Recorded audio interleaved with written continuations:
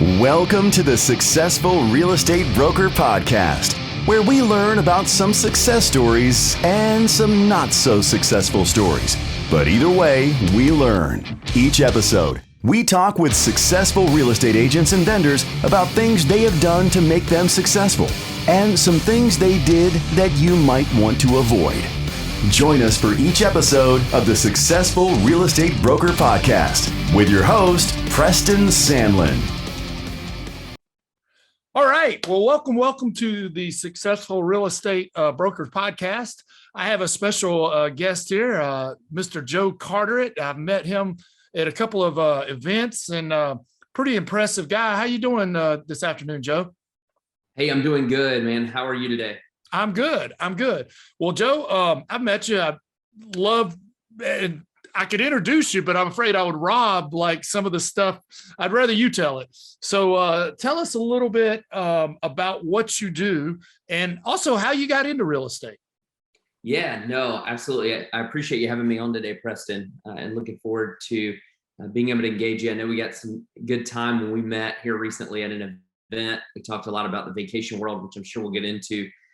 So I come into real estate actually as a second career. I started out my career in, it's always hard to explain because people kind of give me the weird look, but in protective services, security consulting, and did a lot of criminal investigation stuff. So it's a totally different world for me, but it's one that I know I'm pretty familiar with. My dad is a broker and a general contractor back at the coast. And so I grew up in the real estate world. Running into one of my fondest memories is back in the day in real estate, you have to go into the listing office to get the key. And it was on those motel key tags, if you will. Yeah. And so my dad would tell me to get out of the truck and go in there and get the key. So that's kind of how my real estate career started way back before I even knew that it was going to be real estate. There you go. Did he operate back when they had that big phone book, MLS? My mom was a real estate agent. You had to go through it. Yeah. You had to go through the book to actually find what you were looking for. Yeah. Oh my goodness. If they had that today, I mean, the house would be sold before you could even print the book. It would be a waste of paper and time. Absolutely. Well, tell us a little bit about your firm today. I did a little research and I was pretty impressed, but you know, I don't want to mess it up. You're a better expert on it than I am. Tell us about your firm today and what you do, and you know what you got a lot of value. So I'm gonna turn it over to you. Tell us about what you do today. Well, I appreciate the kind words. You're being generous, but I started my real estate career with a different firm. I was with a large franchising firm. Those who know me know I was with Keller Williams Ballantyne for a short period and left with no negative reason.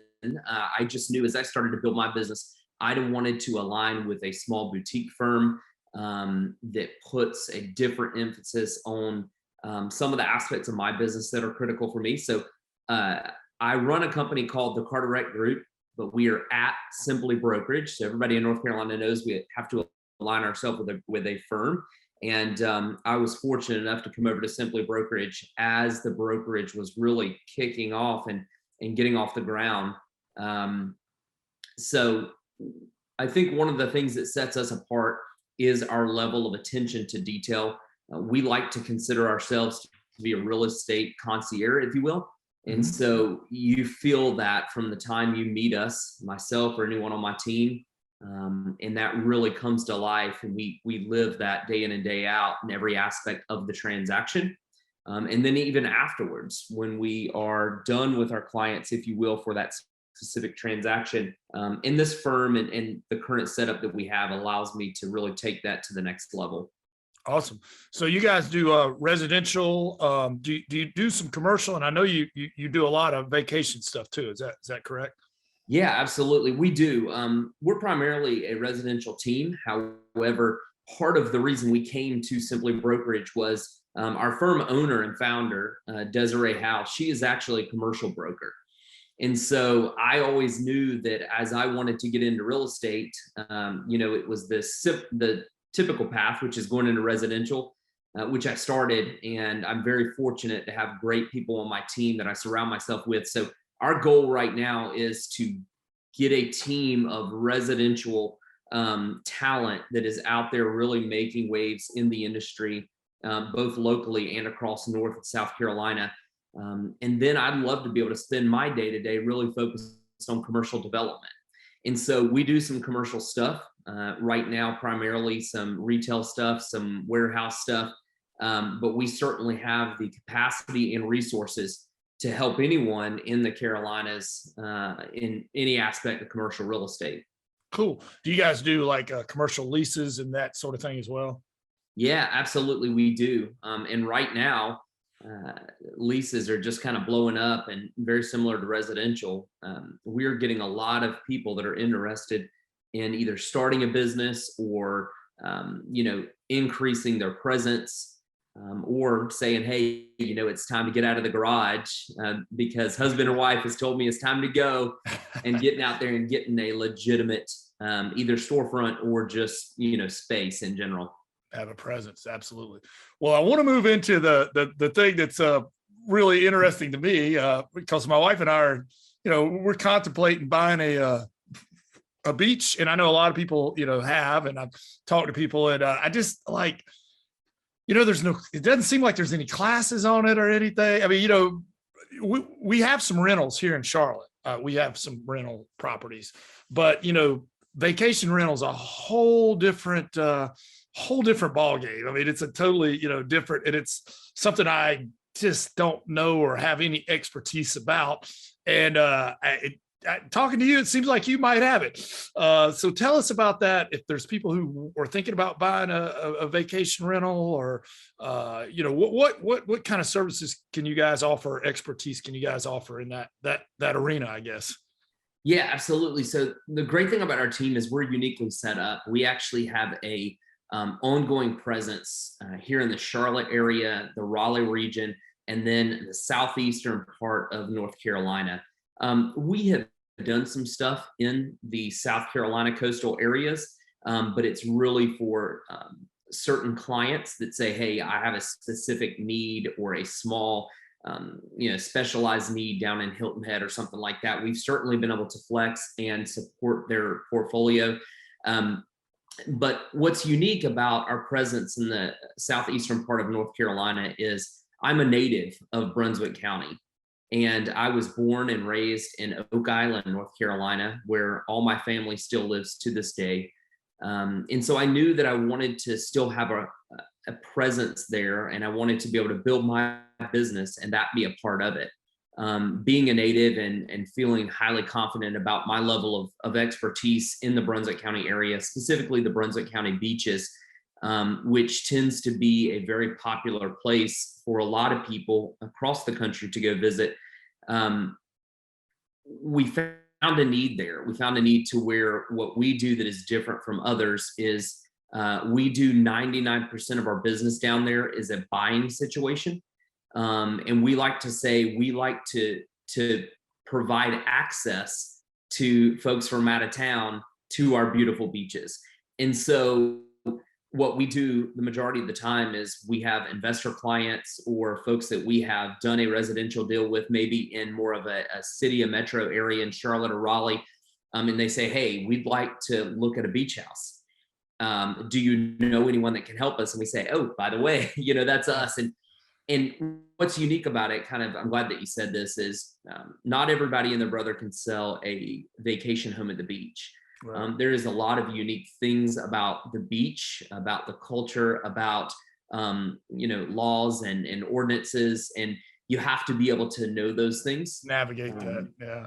One of the unique things about me, as I mentioned earlier, is having a dad that is a general contractor down there. We talk shop quite often. So I'm usually home a couple times a month. And then what I do is we set aside time for me to be able to go down there during the week on certain weeks to spend time with our clients, to get out and see properties that they may be interested in. We do a lot of preliminary walks on some of these properties to say, hey, we want to make sure that this is going to be a property that our folks are going to like. And 9 times out of 10, we can narrow a property down to 1 or 2 properties before they end up pulling the trigger. just through our knowledge and some of our reconnaissance that we do leading up to those visits. Awesome. Well, I got a 2-part question. Yeah. If like somebody like in our position where like one of our rentals here in Charlotte has, gone up in value, where you're like, man, I think we might need to cash out on that because now the return versus the value. So we're 1031 exchange. Do you offer advice? Because I know that's a whole different like set of rules. And, if you do a 1031 exchange. So my first part of my question is, are you fairly well knowledgeable? Can you help with a 1031 exchange? And then the second part is, would you go or advise? I'm sure there are advantages and disadvantages of both a traditional like real estate rental company or one of these sort of internet Airbnb type deals. I know that's a double barrel question, so I'll turn it over. Yeah, no, great question. So the first one around 1031 exchanges is, our level of knowledge is that of transactions that we've had in the past or the education that we put in front of ourselves, right? What I always do, and this isn't just the right thing to say, it's what is the right thing to do, is I always get my clients in front of a CPA and an attorney, and we kind of collectively talk through the 1031 exchange process, because it's going to be unique to each individual. Yes, the process of doing it is the same, but each party needs to understand their portfolio currently, what they've done in the past around 1031 exchanges, what their goals are is probably one of the most important pieces, because at the end of the day, we truly build lasting relationships with our clients. And many of these folks, if they have the capacity to buy a secondary home or, multiple homes, they want someone that is going to be with them for the long haul. And so we do invest a lot into that relationship, and we get our partners involved pretty early when we know that that specific client does have a need now or down the road around 1031 exchanges, to make sure that all parties are well aware of what that process looks like. Right. The second part of your question around rental, it's unique. As I mentioned, we were kind of chatting before, the vacation rental season is starting to expand. And I think that, COVID did probably bring that up, if you will, with the pandemic. And I guess what positive comes out of the pandemic is the flexibility in a lot of cases. We see a lot of companies, both small and large, that are allowing employees to be very flexible in where they are working. And so I think that has expanded the possibilities for people. We have seen a tremendous increase in folks saying, hey, I no longer have to live in Manhattan to be able to do my job, because my employer has now said, hey, we're going to allow you to work 100% from home, and that is going to be that way go forward. Right. And so they escape, high taxes, they escape cold winters, and just that ability to live that coastal life. In some cases, they may move down permanently, or they may live part-time. They may live, a month out of the year. So that's part of that goal conversation that we have to understand. As far as the rental, they're both options. Naturally, the closer you get to the coast, the more rental companies there are going to be that are going to want to manage that property. The caution I call to people around traditional property management firms is, the closer you get to the beach and the touristy area and the demand, the higher the fee is going to go. Right. So you have to kind of think about what are your goals. And if you have a large portfolio, then certainly you're going to need some assistance in managing that. But if, Preston, it's you and your wife and you were looking to buy your first coastal property, that's kind of your call. I think if you've got the ability, the flexibility, and resources to be able to manage a property on your own, you have to know what your threshold is. And so I think if, we've got a client that we're talking to right now that is getting ready to turn over some properties to us to manage, and it just got out of control because her portfolio got too large. Right. And so right. there is that point where you say, my threshold is here, and we are now beyond that. And certainly we look into providing you options around property management. With the season changing a little bit, I used to always advise people, okay, Memorial Day to Labor Day is when you have a season, and you better make as much as you can during that time frame, right? 13 weeks. 13 weeks. Yeah. The misconception that a lot of people have is when they come from Charlotte, I meet them, I talk to them, and they say, oh yeah, I want to go buy an income producing property. So there's a gray area there. Yeah. Are you looking to find a property that literally is going to 2-fold, 3-fold your mortgage? Good luck. They're out there. It's just you have to be very realistic in that kind of conversation. I like to tell people to set the bar low and let's just supplement your bills. Let's start there, and then we can kind of grow that, because if you can make enough money between Memorial and Labor Day to greatly supplement what you're paying out on that secondary home, then it's a win if you find value in the enjoyment of your family as well. So you kind of have to look at all options. But some people do Airbnbs. You have to look at ordinances. That's where I talk about ordinances come into play. Right now, for example, right beside Oak Island, North Carolina, in Southport, the city of Southport is putting a ban on short-term rentals, targeting the Airbnbs and things such as that. So those are things you need to make sure that you're aware of, and we feel confident in our expertise to be able to advise our clients on that.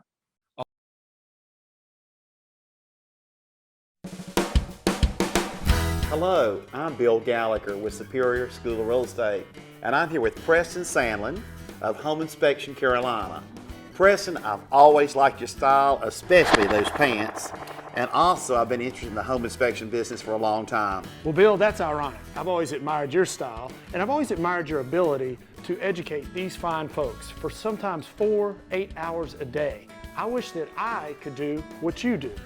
Hey Preston, wouldn't it be cool if we switched?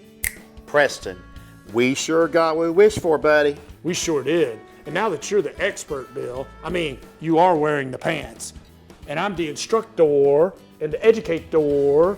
Tell us what Home Inspection Carolina is doing these days to make the home buying process easier for realtors and home buyers. Well, Preston, all our home inspection reports now are online for the real estate agent and the client to review the report online and to be able to create a repair list basically online by either clicking repair, accept, monetary compensation, and once they prepare the request, they can then press email, text, or print right then.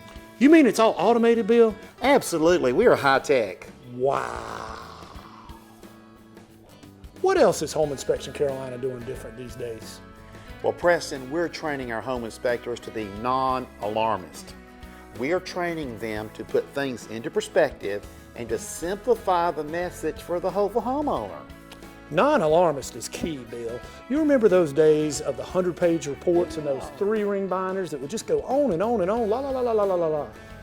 Thank you for being a good non-alarmist. And Preston, one more thing. We fix the small stuff for free. Do you remember when home inspectors always put those little nitpicky items on those reports? Oh, bless their hearts. Well, at Home Inspection Carolina, if we can fix it in 5 minutes or less, we do it for free. We're better with a caulk gun than a keyboard any day. We just fix it. You mean there's no cost for this, Bill? Preston, it's free. Wow. Well, Preston, these pants really are a catch. Well, Bill, I've enjoyed wearing the suit, but I don't think I could wear it every day because I got to fix the small stuff for free, and I don't want to ruin a good suit. Preston, it's been a lot of fun flipping the switch.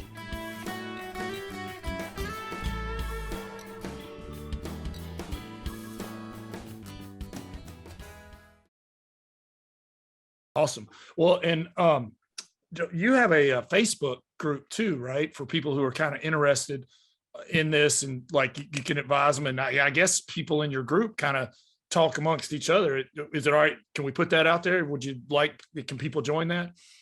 Yes. So we have two things, Preston. I think the one you're talking about, we actually had targeted for brokers. And it was just to get in front of brokers that are interested in personal properties at the coast. We do have another group that we just started, and we're actually getting rolling this week. So you kind of read my mind there, which is a little creepy. Yeah, you must have some psychic abilities. But no, we have a group actually that we had already started, and we are opening up to the public with that very goal. It's to get in front of individuals that say, hey, we're thinking about it. We're in that exploring phase. And it's really going to be our opportunity to get in front of them, really just to provide a service. And that first service is education.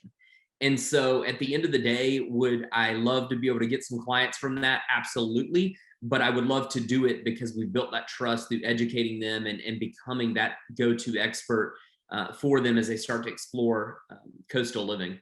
Cool. What's the name of those groups? Is that all right to put that out there? I'm hoping people will join it. Yeah, absolutely.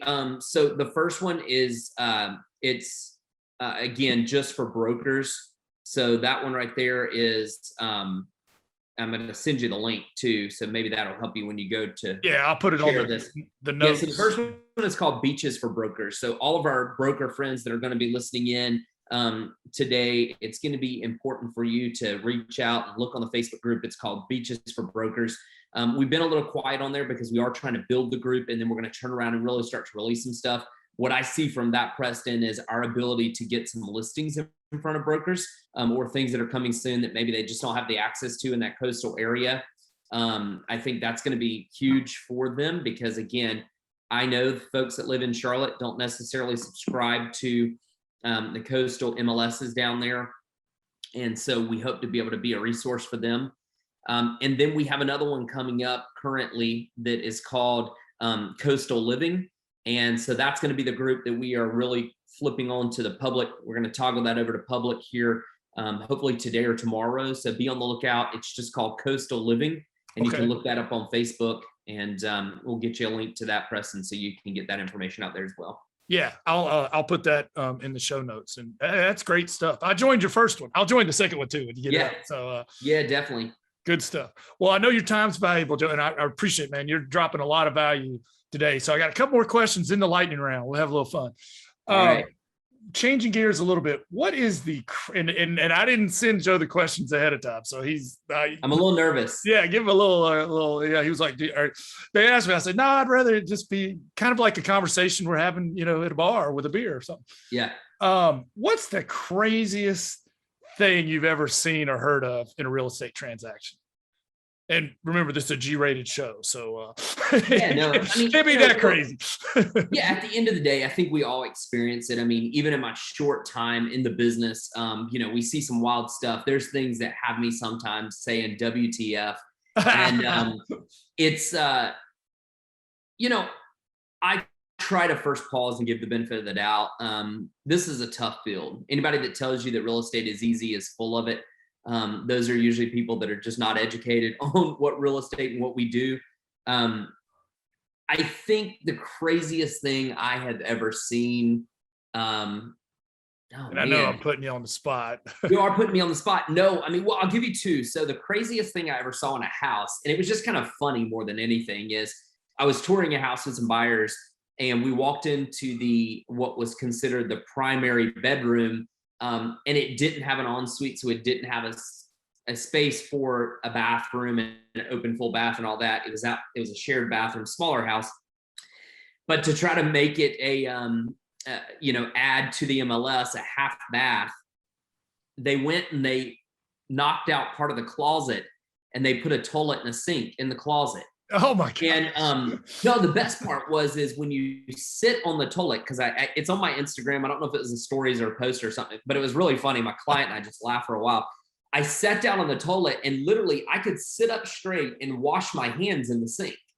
That's how close the toilet and the sink was to me. So that's great. It was interesting. I would advise any investor out there or people that do flips, the worst thing you can do is go to Lowe's and start to piece pieces together. I know it's cheap. You're trying to save money and have no sense of design and go out there and try to do it. I would always advise just give a real estate agent a call. We get to see these homes all the time, and we can tell you what not to do that may potentially help you avoid running into some problems selling the home.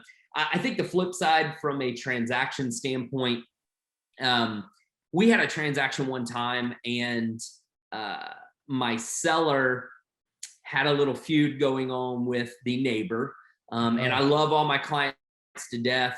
We deal with the good, the bad, and the ugly is what I like to call it. And we had a client that had an ongoing feud that I didn't know about until we had already gone live with the listing. And my seller decided to write something not so nice on a fence that was facing the neighbor's house. Yikes. And oh my gosh. What was really cool but not cool was I couldn't see that fence because it was kind of an alley. And so unless I went around the house, which would cause me to go all the way several blocks down and then cut into people's backyard, you just don't walk down it. Right. Anyways, from the house facing outward into the backyard, you couldn't see this because, again, it was on the back of the fence. We went live on like a Thursday for a coming soon, but we held showings until Saturday. Saturday, I was out there getting signs out for an open house. And I get a message to my phone, and then all of a sudden I get a call from a friend of mine that's a broker. And she said, Joe, I'm on a women's Facebook group, and you have all of a sudden become famous. And I'm like, what the hell? You know? And so she sends me pictures, and I was like, oh my gosh. And it was a picture of the back of the fence of this house, and they were livid. The neighbors were, all up in a storm about it. It was something very ugly. And so I went into 911 mode and called my seller and said, pretty much, get your butt down here and get this painted over. So that was probably the craziest thing that I had happen in a transaction. We get some wild things that we have to deal with other brokers, but we all work it out in the long haul. That's great. I saw one on, I'm embarrassing myself here, but I was on TikTok, and, obviously I follow a lot of real estate agents, and one agent was on there, and she said she had a client that said the craziest thing they ever asked, could they spend the night in the house before they bought it to see if they liked it. Totally cool.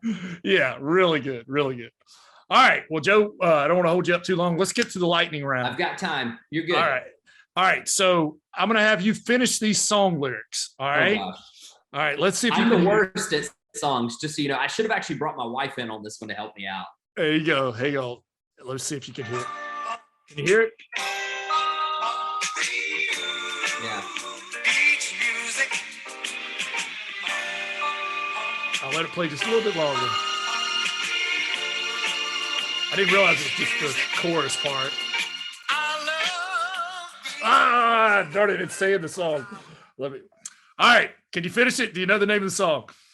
Well, I love beach music. I was going with it. I was actually singing it in my head. So it's I love beach music. I don't know the rest of the lyrics. Yeah, always have and always will. Always will. There you go. Yeah, there you go. And awesome. I'm not a singer, so you didn't tell me I was going to be singing.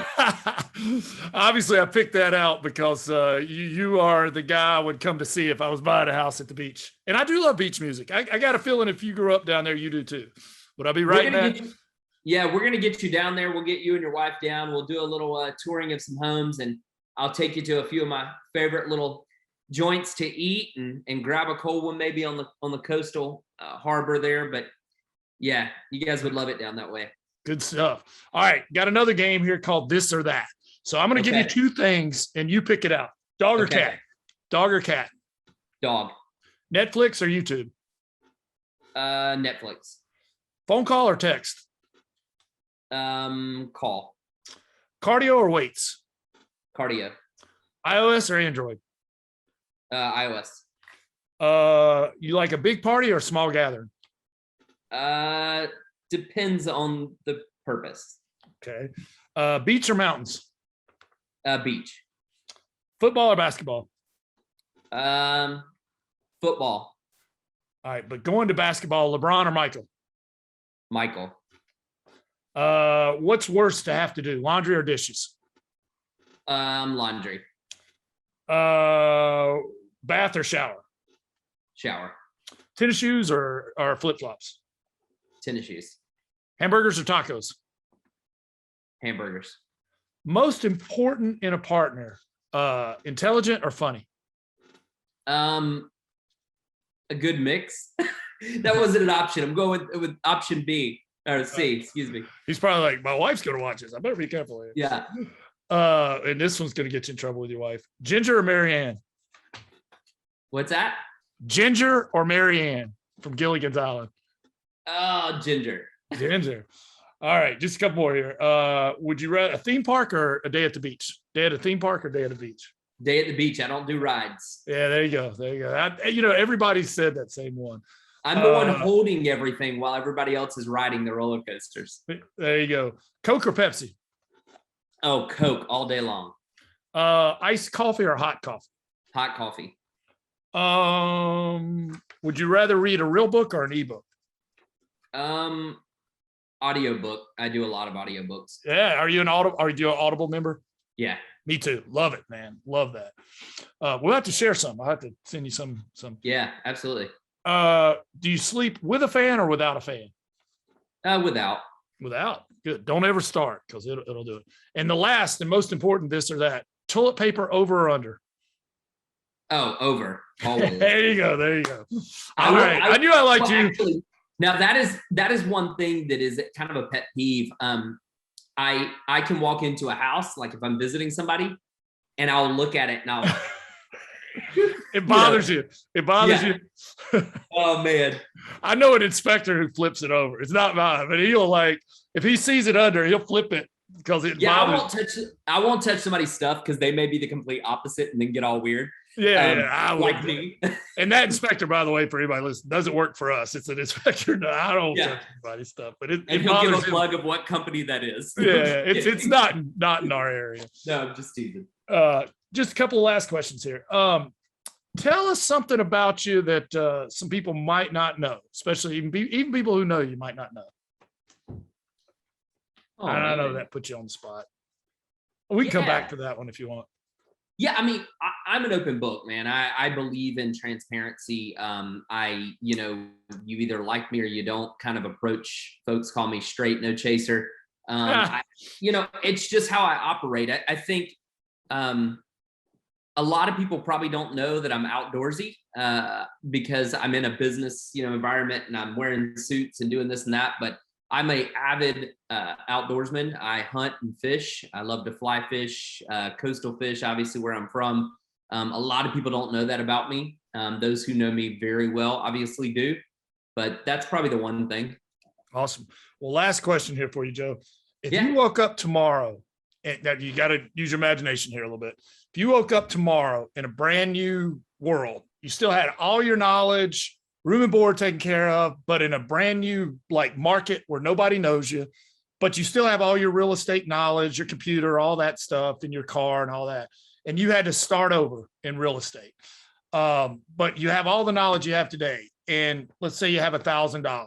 What are you doing with that $1,000 to start in real estate there? So it's kind of an ROI question. What would you do if you had $1,000 and you were just starting out today?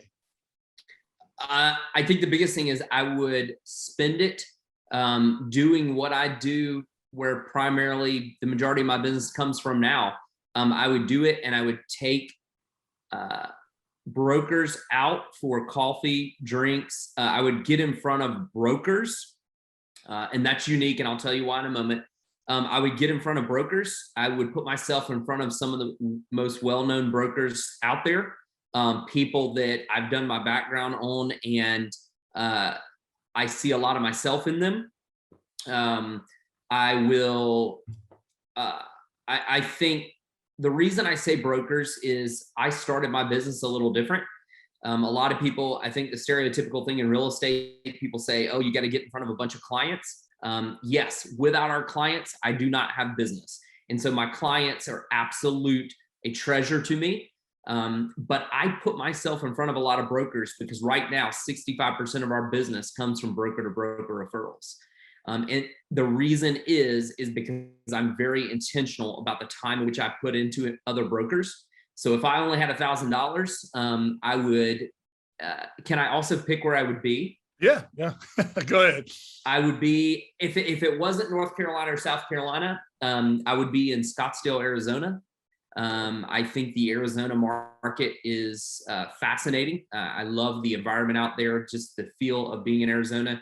And I think there is a tremendous amount of opportunity in Arizona right now.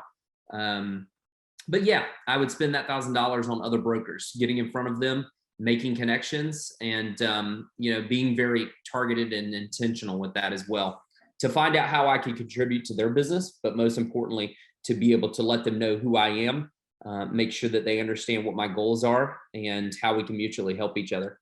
Awesome. And I might see you in Scottsdale, Arizona. You could do both. It's possible. Yeah. It's possible, especially with technology today. I love Scottsdale. Love Yeah. Scottsdale. I don't know that that's on my list to go there. I've been like through the airport in Phoenix. Is Scottsdale close to Phoenix, or am I? Yeah, not too far. Okay. Yep. Cool. Well, Joe, thank you so much for sharing your knowledge and your value. I appreciate it so much. I know everybody listening got a lot of value out of this. How can they again, let's and I'll put those groups in when I do the description, but again, how can they follow you? If you got value out of this, go follow Joe on Facebook, give him some likes, anything that'll help him out. But where on the internet or social media can they find you and follow you? Yeah, absolutely. So I am on Facebook. So it's just joe.carteret on Facebook. You can just obviously search me, see my picture. Or you can find me on Instagram, Joe Carteret Realtor. Or you can always give me a call, 704-840-7613. I'm good at flexing, text, call, email, doesn't matter. But those are the best ways to get a hold of me. And certainly I can shoot you over my little link. I use a digital business card called Popple. And so I'll shoot that over to you, Preston, so that you have it as well. Awesome. Well, thank you, brother. I appreciate your time, and I know all the listeners appreciate it. Yeah, man. Thanks for having us. You've been listening to the Successful Real Estate Broker Podcast with your host, Preston Sandlin. Join us on the next episode, where we'll be talking to a successful agent or vendor about the right things to do and the wrong things you should avoid. Join us on the next episode of the Successful Real Estate Broker Podcast.